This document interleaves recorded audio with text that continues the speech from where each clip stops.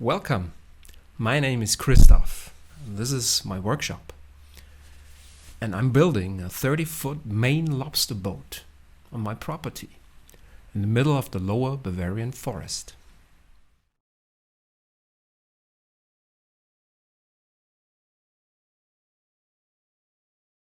I love working with tools and building stuff around the house and the property as a compensation to my job where I sit mostly in front of a computer. I'm generally very much interested in maritime lifestyle, marine designs and diesel engines. I didn't know anything about boat building, so naturally I've come to the decision to build a 30-foot diesel-powered fishing vessel in the backyard of my home. After having studied several books on boat building over the last year, I made a plan for the first critical steps. Drawing the plans full size, acquiring building materials from local sources, the local lumberyard, and getting the building site prepared. So with the following videos on my channel, I will bring you up to speed on my progress, and you can all watch this lobster boat being built step by step. Let me tell you more details about the boat and its origins in a later video. I started out by ordering plans directly from the designer, in this case Doug Hyland from New England. This is what I was looking forward to. Begin at the beginnings, start from scratch. In boat building it is called lofting. Next I built a platform from OSB board to do my lofting on. The tools I had to have at that stage were only a pencil, a ruler and a compass to draw my right angles.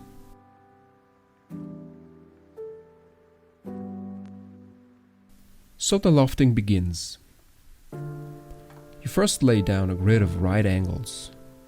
Therein lies the first major task: drawing lines that have perfect right angles. Any inaccuracy at this stage will mess up everything that comes after. So it is paramount to make sure you can draw lines on a big scale, say up to a length of several feet, that are perfectly plumb to each other. I found a compass will give you the best result in creating a right angle. Of course, the bigger the radius you can draw, the more accurate the result will be. The compass in my workshop is not exactly small, but for best results, I recommend building a large one.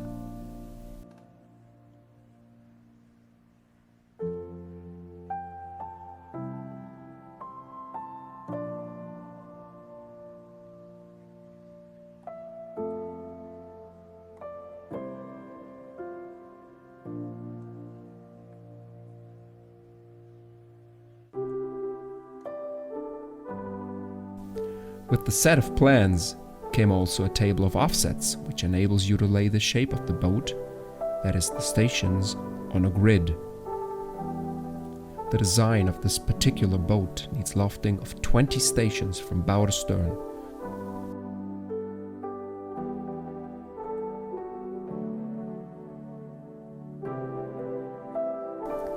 The transom, which represents the tail end of the vessel, is not included in the table of offsets.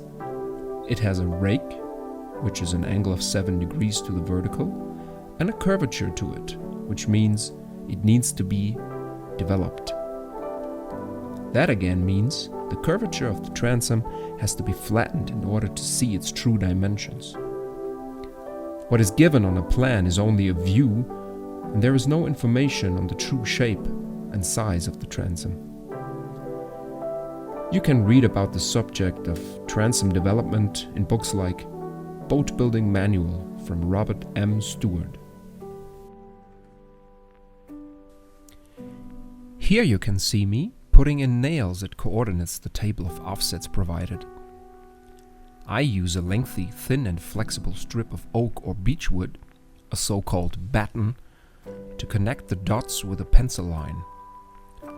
The batten makes drawing a smooth, fair line possible. From here on out, there are no more right angles in this project. Everything has to be sighted and made into a fair curve. If you want to get deep into the theory of lofting, I recommend checking out Madison Taylor's and Murphy Griffin's YouTube channel, Neophyte Boat Rides, where they explain in great detail the theory and process of lofting.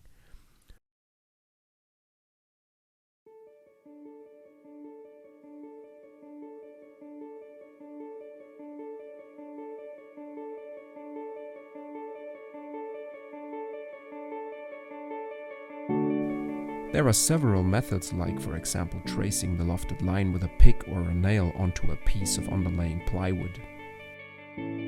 Others transfer the line through and onto a clear sheet of plastic.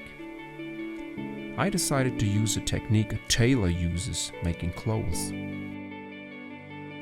As you can see, I first traced the marking points originally from the table of offsets through and onto a very thin sheet of paper. Only this time I also make the plank deduction.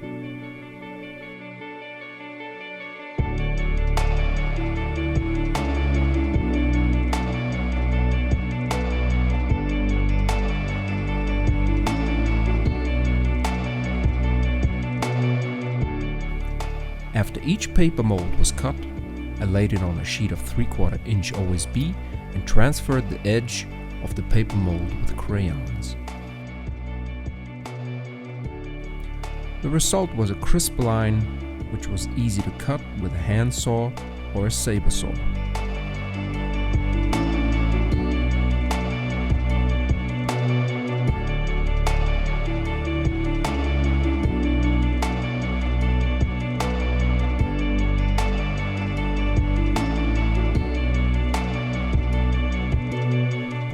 Because of the shortage of building materials in the recent time and the absurd price increase of OSB, I decided to switch to solid wood for my station molds.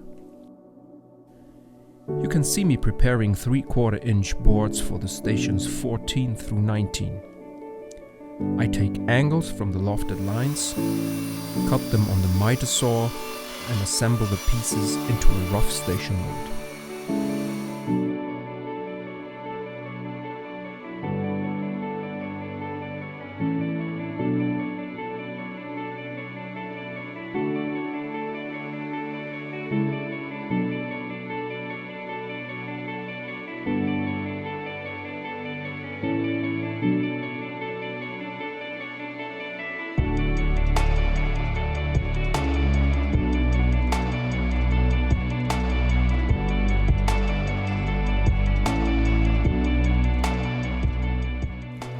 Then I transfer the points from the lofting board and connect them, as I did before, with a batten.